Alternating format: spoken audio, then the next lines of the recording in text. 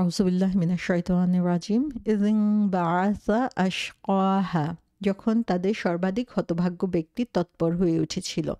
সূরা আশ-শামসের ১২ নম্বর আয়াত। এর আগে সামুদ জাতির কথা বলা হয়েছে, আ যে তারা মিথ্যা বলেছিল এবং তাদের সীমা অতিক্রম করেছিল, এবং এখানে বলা হচ্ছে যে ইযিন বাআসা, যেটার অর্থ হচ্ছে যখন তাদের সর্বাধিক হতভাগ্য ব্যক্তি তৎপর হয়ে উঠেছিল।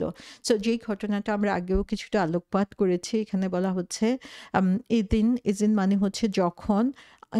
বাআসা, বাআসা এসেছে বাআসা শব্দ থেকে। বাআসা শব্দের অর্থ হচ্ছে আ আ কোন নিজে থেকে উঠা। আ আ হি গট আপ হিমসেলফ, সে নিজে থেকে উঠে দাঁড়ালো, সেটা বোঝানোর জন্য এই বাআসা শব্দটা বলা হয়ে থাকে। এবং আশকা শব্দটা হচ্ছে সুপারলেটিভ ডিগ্রি, মানে সবচেয়ে বেশি বোঝানোর জন্য, যে সবচেয়ে বেশি যে হচ্ছে দুষ্কৃতকারী, দুর্ভাগ্য, তারপরে হচ্ছে অন্যায়কারী, তার কথা এখানে বলা হয়েছে। সো এখানে আমরা দেখি যে আল্লাহ সুবহানাহু ওয়া তাআলা এর আগেই বলেছেন যে যে হচ্ছে তার নিজের নফসকে দেখাশোনা করে না, দাসাহা, যে তার নফসকে হচ্ছে, তার অন্তরকে হচ্ছে বালি দিয়ে ঢেকে দিচ্ছে, অন্ধকারাচ্ছন্ন করছে, তার ব্যাপারে আল্লাহ সুবহানাহু ওয়া তাআলা বলেছেন সে একটা পশুর মতো এবং তার জীবনটাই হচ্ছে ফ্রাস্ট্রেশনে ভরা। এখানে আল্লাহ সুবহানাহু ওয়া তাআলা স্পেসিফিক এক্সাম্পল আমাদের সামনে দিচ্ছেন। সো এখানে বাআসা বলতে আল্লাহ বলতে চাচ্ছেন যে হচ্ছে ভলান্টারিলি দাঁড়াচ্ছে, এবং ভলান্টারিলি যে স্বেচ্ছায় সে কোনো একটা অ্যাকশন বা কাজ করার জন্য এগিয়ে গেল, সেরকম একজন ব্যক্তির কথা বলেছেন। এবং সেই ব্যক্তি হচ্ছে এমন যে সে হচ্ছে সবচেয়ে নিকৃষ্ট, সবচেয়ে দুষ্কৃতকারী এখানে বলা হচ্ছে। সো বলা হচ্ছে যে যখন তাদের মধ্যে সবচেয়ে যে বেশি করাপ্টেড বা দুষ্কৃতিকারী ছিল, সে নিজের থেকে এগিয়ে গেল। তাফসীরকারগণ বলেছেন যে এখানে যার কথা উল্লেখ করা হয়েছে তিনি হচ্ছেন সে হচ্ছে কুদার ইবনে সালিফ, যে হচ্ছে সামুদের মধ্যে সবচেয়ে নিকৃষ্ট ব্যক্তি ছিল। সে যত ধরনের অন্যায় আছে সেগুলো প্রাউডলি এবং ওপেনলি করে যেত, এবং সে হচ্ছে পলিটিক্যালি অথবা তাদের সেখানে প্রভাবশালী লোকদের মধ্যে একজন ছিল। সেরকম একজন লোকের কথা এখানে বলা হয়েছে। আল্লাহ সামুদ জাতির কাছে সালেহ আলাইহিস সালামকে পাঠিয়েছেন যেন তিনি হচ্ছেন দিনের কথা মানুষের সামনে উপস্থাপন করতে পারেন, সত্যকে উপস্থাপন করতে পারেন, এবং মিরাকল হিসাবে তারা যেভাবে চেয়েছে সেভাবে একটা পাথর থেকে একটা উটনীকে বের করে নিয়ে এসেছেন। এবং এই যে একটা সুস্পষ্ট নিদর্শন তাদের সামনে এসেছিল, এবং তাদের সেই পরিপ্রেক্ষিতে আল্লাহ সুবহানাহু ওয়া তাআলা তাদেরকে নির্দেশ দিয়েছিলেন যে সেই উটনী হচ্ছে একদিন নিজে শুধু নদীর পানি পান করবে, তখন কেউ সেখান থেকে শেয়ার করতে পারবে না।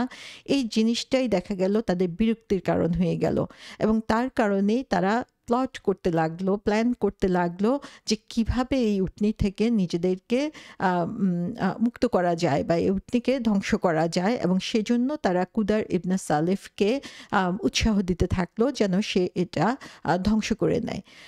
সো তাদের মধ্যে থেকে তাদেরই লিডার যে সবচেয়ে নিকৃষ্ট ছিল, সে হচ্ছে রেগে গিয়ে সেই উটনীকে মেরে ফেললো।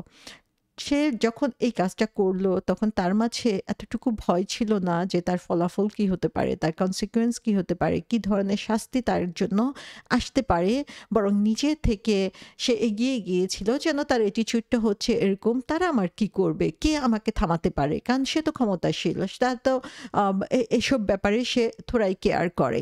সো এই ব্যাপারে আমরা দেখি যে সূরা বালাদে বলা হয়েছে ৫ নম্বর আয়াতে যে সে কি মনে করে যে তার উপরে আর কারো কোনো শক্তি নাই।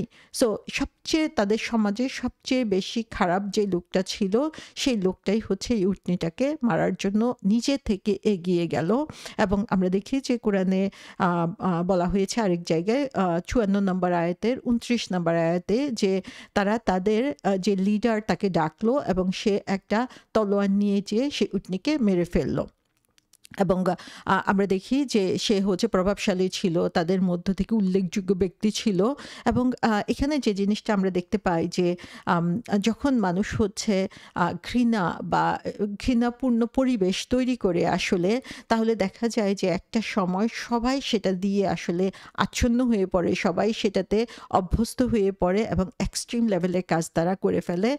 যেটা আমরা দেখতে পাই যে তাদের চোখের সামনে এরকম মিরাকল দেখে তারা যেখানে অবাক হয়ে গিয়েছিল, কিছুদিনের মধ্যেই তাদের প্ররোচনার কারণে হচ্ছে একজন আরেকজনকে এমনভাবে প্ররোচিত করলো যে তারা এরকম একটা নিকৃষ্ট কাজ করতেও দ্বিধাবোধ করলো না। এখানে আমরা দেখি ইমাম আহমেদ বলেছেন আব্দুল্লাহ ইবনে জামাহ থেকে, যে তিনি বললেন যে রাসূল সাল্লাল্লাহু আলাইহি ইসলাম একবার একটা খুতবা দিচ্ছিলেন বা একবার একটা বক্তব্য দিচ্ছিলেন, যেখানে তিনি এই উটনির কথা উল্লেখ করলেন এবং যে এই উটনিকে হত্যা করেছে তার কথা উল্লেখ করলেন এবং তিনি বললেন যে ইযিন বাআসা আশকাহা, সে হচ্ছে তাদের মধ্যে সবচেয়ে নিকৃষ্ট লোক যে নিজে থেকেই এগিয়ে গেল। সো তার কথা বলা হলো এমনভাবে যে সে হচ্ছে সবচেয়ে শক্তিশালী মানুষ ছিল তাদের গোত্রের মধ্যে এবং সে তাকে মারার জন্য এগিয়ে গেল। এটা হাদিসের মধ্যে রাসূল সাল্লাল্লাহু আলাইহি ওয়াসাল্লাম এভাবে উল্লেখ করেছেন। সো এখানে আমরা দেখি যে আমরা অলরেডি এই সূরাটা থেকে শিখতে পাচ্ছি যে মানুষ যখন তাদের নফসকে যেভাবে ব্যালেন্সড ওয়েতে আল্লাহ সুবহানাহু ওয়া তাআলা সৃষ্টি করেছেন এটাকে কমপ্লিটলি ডিসরিগার্ড করে এবং তারপরে তার যেই ইচ্ছা, সেই ইচ্ছাটাকেই তারা প্রাধান্য দেয়। সীমার কথা চিন্তা না করে, নির্দেশের কথা চিন্তা না করে, তখন তাদের পরিণতি কি হতে পারে? আল্লাহ সুবহানাহু ওয়া তাআলা সেই এক্সাম্পলটাই এখানে দিয়েছেন যে তারা সেই শি ক্যামেল অথবা উটনিকে মারার মাধ্যমে আসলে এটাই দেখিয়ে দিল যে তাদের জন্য একটা দিন নির্দিষ্ট করাই ছিল যেই দিনে তারা পানি পান করা তাদের জন্য পর্যাপ্ত ছিল। কিন্তু এই যে আরেকটা দিন তারা উটনির জন্য ছেড়ে দিবে, সেই জিনিসটাই তারা মানতে পারছিল না। যদিও সেই উটনি যথেষ্ট পরিমাণে দুধ সাপ্লাই দিচ্ছিল তাদেরকে, কিন্তু তারপরও তারা দেখা গেছে যে তাদের মধ্যে সে রাগ বাড়তেই থাকলো এবং শেষ পর্যন্ত তারা কি করলো? তাদের মধ্য থেকে একজন যেয়ে সেই উটনিকে হত্যা করলো। তো এর মাধ্যমে আমরা দেখি যে নফসকে আমরা যখন কন্ট্রোল না করি, ব্যালেন্স করার জন্য চেষ্টা না করি, তখন যত জ্ঞানী থাকুক না কেন, লজিক যুক্তি থাকুক না কেন, শেষ পর্যন্ত সেটা পরাজিত হয় আমাদের যে ইগো, আমাদের যে লালসা, আমাদের যে খারাপ করার যে প্রবণতা, সেটার কারণে। ১৩ নম্বর আয়াতে আল্লাহ বলছেন ফাকালা লাহুম রাসূলুল্লাহি নাকাতাল্লাহি ওয়া সুকিয়াহা, অতঃপর আল্লাহর রাসূল তাদেরকে বলেছিলেন আল্লাহর উষ্ট্রি ও তাকে পানি পান করানোর ব্যাপারে সতর্ক থাকো। তাহলে এই ঘটনাটাই আমরা দেখি যে আল্লাহ সুবহানাহু ওয়া তাআলা বলছেন যে তাদেরকে সতর্ক করে দিতে বলছেন যে তারা তাদের এই উটনি এবং তাকে পানি পান করার ব্যাপারে। সো আল্লাহ সুবহানাহু ওয়া তাআলা এখানে বলছেন ফাকালা, তারপরে কি হলো? তিনি রাসূলুল্লাহি, তাদের মাঝ থেকে যে রাসূল ছিলেন, তিনি তাদেরকে বললেন লাহুম, তাদেরকে। সো লাহুম শব্দটা আগে চলে এসেছে। আমরা দেখি যে আমরা যদি অ্যারাবিক গ্রামার অ্যানালাইসিস করি তাহলে দেখব যে এর মাধ্যমে লাহুম শব্দটা পরে আসার কথা, এটা আগে আসার মাধ্যমে যেটা বোঝাচ্ছে যে এটার উপরেই ফোকাসটা বাড়ানো হয়েছে। স্পেশালি তারা, ফর দ্যাম, তাদের জন্য, স্পেশালি তাদের জন্য যাদের ইন্টেনশন ছিল এই উটনিকে মেরে ফেলা। তাহলে এটা স্পেশালি তাদের জন্য এই কথাটা বলা হচ্ছে। রাসূলুল্লাহ, যে এখানে আল্লাহর যে মেসেঞ্জার, তার কথা বলা হয়েছে যে আল্লাহ মেসেঞ্জার তাদেরকে বললেন, স্পেশালি তাদেরকে বললেন যখন তারা সেই উটনিকে হত্যা করতে গেল তাদের ব্যাপারে।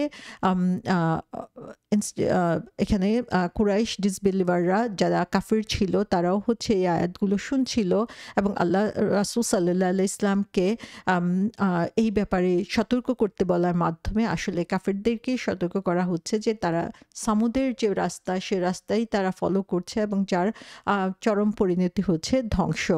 সো এখানে রাসূলুল্লাহি বলতে সাল্লাল্লাহু আলাইহি ইসলামকে বোঝানো হয়েছে এবং এর মাধ্যমে যে সালেহ আলাইহিস সালাম স্পেশালি তাদেরকে হচ্ছে সতর্ক করে দিচ্ছেন যাদের ইনটেনশন রয়েছিল এই উটনিকে হত্যা করার বা ক্ষতি করার। সো আল্লাহ এখানে সালিহ নামটা বা সরাসরি হচ্ছে আম আ প্রফেটের নামটা এখানে উল্লেখ করেন নাই, বরং রাসূলুল্লাহ তাদের মাঝে যে মেসেঞ্জার এসেছিল সেটাকে তিনি উল্লেখ করেছেন যাতে হচ্ছে কাফেররা, কোরাইশরা চিন্তা করতে বাধ্য হয় যে তারও এই রাসূলের সাথে কি করছে। এটা শুধু একজন নবীর কথা এখানে বলা হচ্ছে না। যখন যে নবী এসেছে সবার ব্যাপারেই এই জিনিসটাকে অ্যাপ্লিকেবল মনে করা যেতে পারে। সো এখানে তারা একটা প্যারালাল ড্র করতে পারে যে সালেহ এবং সামুদার মধ্যে যে ঘটনা ঘটেছিল, মুহাম্মদ সাল্লাল্লাহু আলাইহি ওয়াসাল্লাম এবং তাদের মধ্যেও ঠিক সেই ধরনের ঘটনাই সংঘটিত হতে যাচ্ছে এবং এটা কুরাইশদের জন্য একটা হুমকি হিসেবে আল্লাহ সুবহানাহু ওয়া তাআলা যেন বলছেন।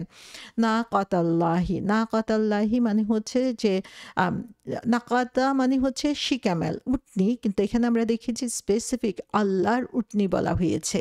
যে এখানে আমরা যখন কোনো জিনিসের কথা আল্লাহর সাথে সংশ্লিষ্ট করি তখন সেই জিনিসের গুরুত্ব অনেক বেশি বেড়ে যায়। বাইতুল্লাহ, আল্লাহর ঘর আমরা যখন বলি সেই জিনিসটার সম্মান এবং গুরুত্বই অনেক বেশি বেড়ে যাচ্ছে। তো এখানে নাকাতাল্লাহি বলে আল্লাহ সুবহানাহু ওয়া তাআলার পক্ষ থেকে আসা স্পেশাল সেই উটনির কথা বলা হয়েছে, যে উটনিটার গুরুত্ব অনেক বেশি ছিল। সেই উটনির ব্যাপারে এখানে বলা হয়েছে। এবং এখানে আরেকটা জিনিস আমরা যদি গ্রামাটিক্যালি দেখি সেখানে দেখব যে এখানে নাকাতা শব্দটা এসেছে শেষে যখন এই তামার বুটার উপরে, তায়ের উপরে যেই জবরটা আমরা দেখতে পাচ্ছি, ফাতহাটা আমরা দেখতে পাচ্ছি, সেখানে আমরা দেখি যে এর মাধ্যমে ওয়ার্নিং বোঝানো হতে পারে, যে এটার মাধ্যমে যে বি কেয়ারফুল, তোমরা সতর্ক হও, সেই জিনিসটাই হচ্ছে এখানে বোঝানো হচ্ছে। এবং এখানে আমরা দেখি যে নাকাতাল্লাহি স্বাভাবিকভাবে এর আগে একটা ভার্ব বা কোনো একটা কাজের কথা বোঝানোর কথা, উল্লেখ করার কথা, কিন্তু সেই কাজের কথাটা এখানে উল্লেখ করা হয় নাই। কিন্তু স্বাভাবিকভাবে এটার অর্থ যেটা আসে সেটা হচ্ছে যে সতর্ক হও, অর ছেড়ে দাও, এরকম বোঝানোর জন্য। যে তখন তাদেরকে যেন বলা হচ্ছে, অর্থটা এরকম হচ্ছে। এবং এই যে শেষে যে জবরটা আছে নাকাতা, সেই জবরটা দিয়ে এটার গুরুত্বটাকে আসলে বোঝানো হচ্ছে, যে অন্য জিনিসের উপরে এটা গুরুত্ব বেশি এবং এটা একটা সতর্কবাণী হিসাবে বোঝানো হয়ে থাকে। যেমন আমরা কোনো একটা বাচ্চা রাস্তা পার হচ্ছে, তখন আমরা, বা রাস্তার কাছাকাছি খেলছে, এমন সময় একটা গাড়ি আসতেছে, তখন আমরা বলি যে একটা গাড়ি, সাবধান হও। এই যে সাবধান হও, এই সাবধানতা বোঝানোর জন্যই হচ্ছে এই সেন্টেন্স স্ট্রাকচারটা এরকম চলে আসতে পারে। যে এটার অর্থটা এরকম হতে পারে যে সতর্ক হও, এটা হচ্ছে আল্লাহর উটনি। সো এরকম গুরুত্ব দিয়ে এই কথাটা বোঝানো হয়েছে। এবং সালেহ আলাইহিস সালাম হচ্ছে তাদেরকে এ ব্যাপারে সতর্ক করছেন যে তোমরা এই উটনিকে টাচ করবে না, উটনির কাছে যাবে না, উটনিকে ক্ষতি করার জন্য চেষ্টা করবে না। বি কেয়ারফুল, যে তিনি তাদেরকে এখানে সতর্ক করে দিচ্ছেন যে তোমরা সতর্ক হও, এটার কোনো ক্ষতি করো না, এটার কোনো ধরনের ক্ষতি করার জন্য তোমরা চিন্তাও করো না। সো আমরা দেখি যে যখন কেউ হচ্ছে নিষিদ্ধ কাজ অথবা হারাম কাজ দিকে এগিয়ে যায়, অথবা তাদের খারাপ কাজের যে প্রবণতা সেটাকে তারা প্রাধান্য দিতে থাকে, তারা নিজেরাই নিজেদের ক্ষতি করতে থাকে। এবং সালেহ আলাইহিস সালাম তাদেরকে সতর্ক করে দিচ্ছেন আগের থেকেই যে এটা একটা প্র্যাকটিক্যাল এক্সাম্পল, যে আমাদের নার্ভস যখন ফুজুর অথবা রিবেলিয়নের দিকে, খারাপের দিকে এগিয়ে যায়, সে জানেও না কিভাবে সে ধ্বংসের দিকে সে এগিয়ে যায়। এবং নবী হিসাবে সালেহ আলাইহিস সালাম তাদেরকে সেই সতর্কতা বাণী এখানে শোনাচ্ছেন। ওয়াসুকুইয়াহা, তারপরে বলা হচ্ছে এবং এর যে পানীয়, সে পানীয়ের কথা। সো এখানে অর্থটা এরকম যেন, যে তোমরা তোমাদের সীমা অতিক্রম করো না তার পানি পান করার ব্যাপারে, যেটা তার জন্য অ্যালোকেট করা হয়েছে, নির্ধারিত করে দেওয়া হয়েছে, এবং এটা তোমরা জানো। সো এই কথাগুলোই জাস্ট একটা শব্দের মাধ্যমে এখানে বোঝানো হয়েছে যে সুকইয়াহা, যে তার পানি পান করার ব্যাপারে যে সীমা নির্ধারণ করে দেওয়া হয়েছে সেটাকে তোমরা অতিক্রম করার জন্য চেষ্টা করো না। সো এখানে আমরা দেখি যে আল্লাহ সুবহানাহু ওয়া তাআলা যেন নির্দেশ দিচ্ছেন সালেহ আলাইহিস সালামের মাধ্যমে যে এই উটনি যেমন আল্লাহর পক্ষ থেকে অত্যন্ত গুরুত্বপূর্ণ একটা মিরাকল তোমাদের জন্য, তেমনিভাবে তার দেওয়ার নির্দেশ, তার যে পানি পান করার যে সীমাবদ্ধতা তিনি দিয়ে দিয়েছেন, সেটাও হচ্ছে খুব সেক্রেট, সেটাও হচ্ছে খুব গুরুত্বপূর্ণ। তোমরা ফাজির হয়ে যেও না যারা সীমা লঙ্ঘন করে, যারা তাদের এই সীমা অতিক্রম করে ধ্বংসের দিকে চলে যেতে পারে। সো